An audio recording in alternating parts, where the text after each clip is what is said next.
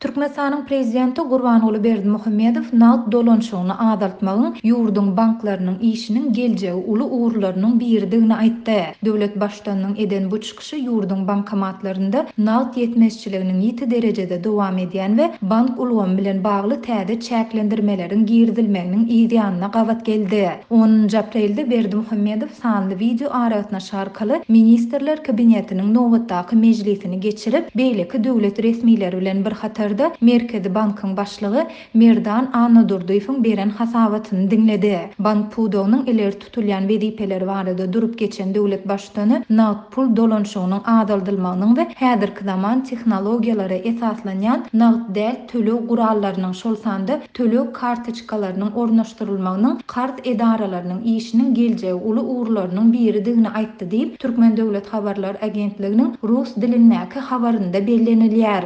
Aýdylmagyna görä Türkmen lideri degişli maliýe ýolbaşçylaryna ýüzlenip, munyň bilen bagly amala aşyrylýan maliýe amallarynyň kadalaşdyryjy düzgünni jogapkärçilikli çemeleşmegiň derurdygyny hem belledi. Şol bir wagtda TDH-nyň türkmen dilinde çap eden maglumatynda bu barada başga tekst görkezilip, onda Berdimuhammedowyň tölew kartlarynyň işçileşdirilmegine esaslanýan nağd däl hasaplaşyklaryň usulyny giňden ornaşdyrmagyň häzirki döwrüň geljegi uly uğurlarynyň biridigini belli aýdylýar. Resmi medianyň şol bir ýygnak barada rus we türkmen dilinde beren habarlarynda näme üçin başga tekstleriň çap edilendigini anyklamak başartmady. Ýöne prezident Berdimuhammedowyň nağd dolanşygyny azaltmak barada eden çykyşy ýurtda maliýe ýetmezçiliginiň ýitileşen we bank ulgamy bilen bagly täze çäklendirmeleriň girdilmeginiň ýa-da gawat geldi. Türkmenistanda indi 3 ýyla golay wagt bäri dowam edýän ykdysady kynçylyklaryň fonunda ýurdun paýtagtyna ve velayetlerindeki bankomatlarda nağd pul yetmezçiligi saklanyp galýar.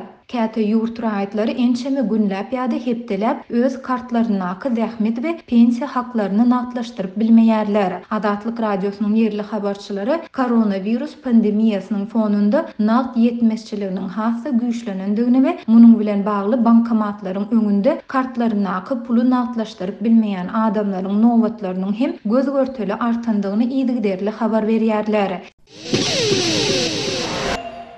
Adatlyk radiosu fevral aýyny Serdar etrawynyň marlarlaryň ýüzbeýiz bolýan kynçylyklar hakynda habar berenden soň Sebitiň milli howpsuzlyk işgärleri garaşsyz neşire maglumat bermekde guman edýän çopanlaryny sorak etdiler. Howpsuzlyk işgärleri etrapda VPN we Telegram ulanýan ýaşaýjylaryň bir toporuny soraga çekdi. Olardan gaýdyp VPN we Telegram bulanmazakdygy barada dil hatally. Guman edilýän çopanlaryň daşynda bolsa gizlin şuulçylar goýdy diýip adatlyga geçen hepdäniň aýagyna gowşan anamdar maglumatda aýdylýar. Milli howpsuzlyk işgärleriniň geçiren düşündürüş işlerinden soň habarçy bilen duşan çopan olaryň adatlygyň bir tanqid etmekden başga işi ýok diýen ýaly akyl maslahatlary berenliklerini, emma problemalary inkar etmänliklerini hem gurrun berdi. Türkmen häkimetleriniň 24 fevralda çap edilen maglumata beýle reaksiýa bildirmekleriniň sebäbi anyk däl. Türkmenistanda döwlet eýçiliginiň näkmalarçylygyň agyr ýagdaýy çopanlaryň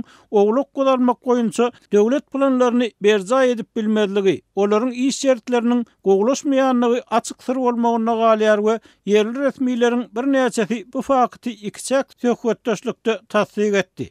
Adatlygyň 2 ýyl mundan öň alan resmi bolmadyk, emma anamdar maglumatlaryna görä Sebitde 90 000, 120 000 dogorlyk hojalyklaryň deregine döredilen daýhan birleşikleriniň käbirine dogor sanynyň 10 000-a ýetmeýän ýerleri hem bar. Türkmen häkimetler şonu bu maglumatyň çap edilmegine häzirki ýaly reaksiýa bildirmänli. Diňe Serdar etrawynyň adady hemde goş daýhan birleşikleriniň çopanlar däl.